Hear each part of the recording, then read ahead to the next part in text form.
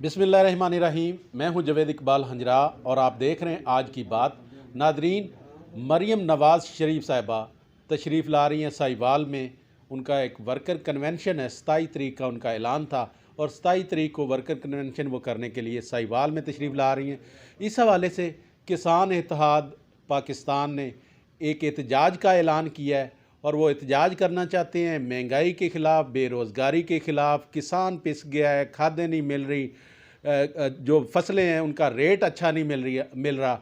इस हवाले से किसान इत्तेहाद ने एक फ़ैसला किया है कि मरियम नवाज़ शरीफ साहिबा जब साहिवाल में आके वर्कर कन्वेंशन से खिताब करेंगी तो वो अपना एहतजाज यहाँ पे रिकॉर्ड करवाएंगे और उसके हवाले से किसानों की बहुत बड़ी तादाद, जो कि हज़ारों में हो सकती है, वो यहाँ पे पहुँचेगी और वो अपना एहतजाज यहाँ पे रिकॉर्ड करवाएगी मरियम नवाज़ शरीफ साहिबा के सामने।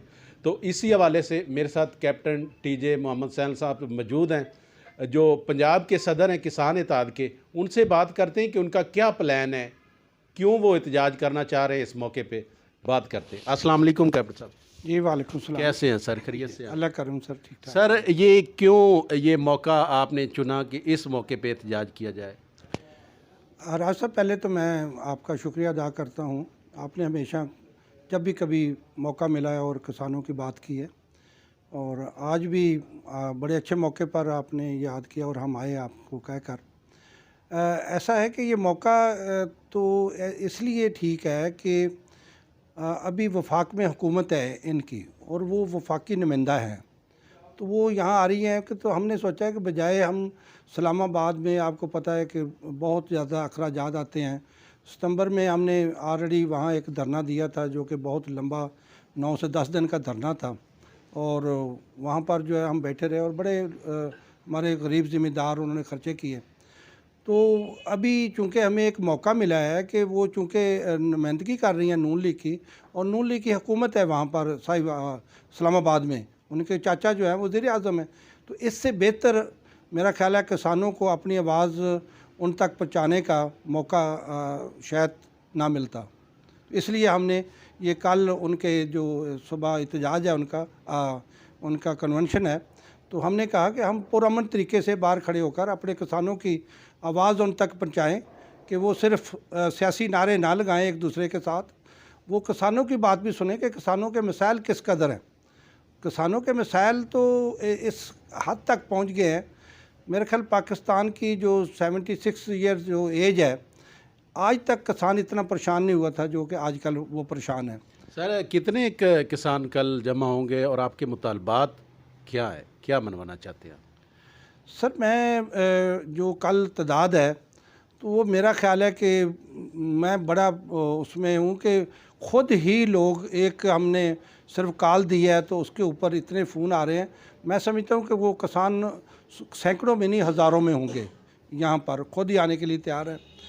यहाँ तक जो आप मसाइल की बात कर रहे हैं, देखिए अभी जो है ना, आपको पता है कि मकई की फ़सल हमारी तैयार हो रही है, लग गई है, उसके लिए यूरिया खाद नहीं मिल रही, और इंतज़ामिया इतनी बेहिस है कि अगर वो कोई कार्रवाई करते हैं तो वो लोग जो हैं, जो डीलर्स हजरात हैं, उनको आंखें भी दिखाते हैं और वो उनकी बात भी नहीं मानते हैं।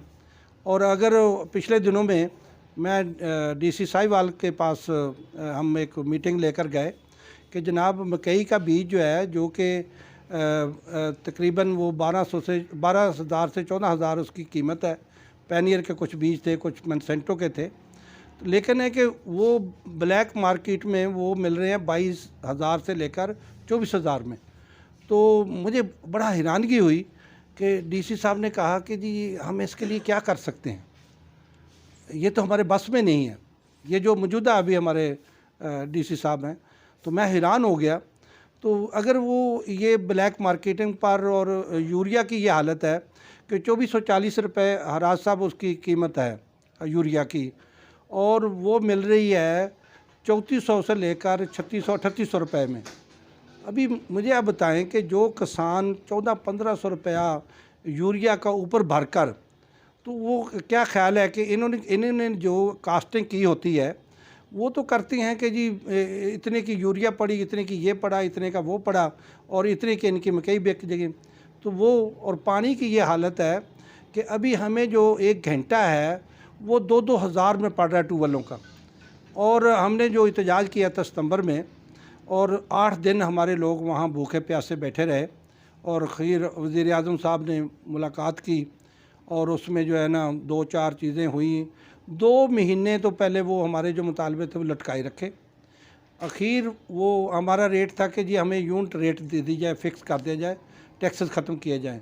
तो जब किया तो एक तो वो हमारी मंशा से कहीं ज़्यादा था, वो 13 रुपये फ़ी यूनिट कर दिया, और प्लस वो टैक्स जो है वो जारी रखे, तो वो वैसे ही 25-30 रुपये में पड़ रहा था। लेकिन है कि अभी जो ख़बर है वो तो मैं कह रहा हूँ कि हमारे ऊपर बिजली बनकर गिर रही है, कि मुझे वापडा के लोग कह रहे हैं कि वो सिर्फ हमें वो पैकेज 2 महीने के लिए मिला है, और अभी वो अगला जो महीना आ रहा है वो कहते हैं जी वो तमाम सब्सिडी वगैरह वगैरह उठा ली गई है। हराज साहब, मैं आपके इस मौका से फ़ायदा उठाना चाहता हूँ, अपने हुकूमत को भी और अपने लोगों को भी अवेयरनेस देना चाहता हूँ कि देखें, ये कोई जो भी हमारा मुतालबा होता है कि हमें कोई चीज़ सब्सिडाइज़ करके दी जाए, ये जायज़ मुतालबा है। हम फूड सिक्योरिटी हैं, हम मुल्क की फूड सिक्योरिटी हैं। जैसे बॉर्डर सिक्योरिटी होती है, वहाँ पर जो जवान है वो जाकर पहरा देता है और उसको तनख्वाह लेता है, तो इसी तरीके से हम जो है रात दिन काम करके मुल्क की फूड सिक्योरिटी को पूरा करते हैं।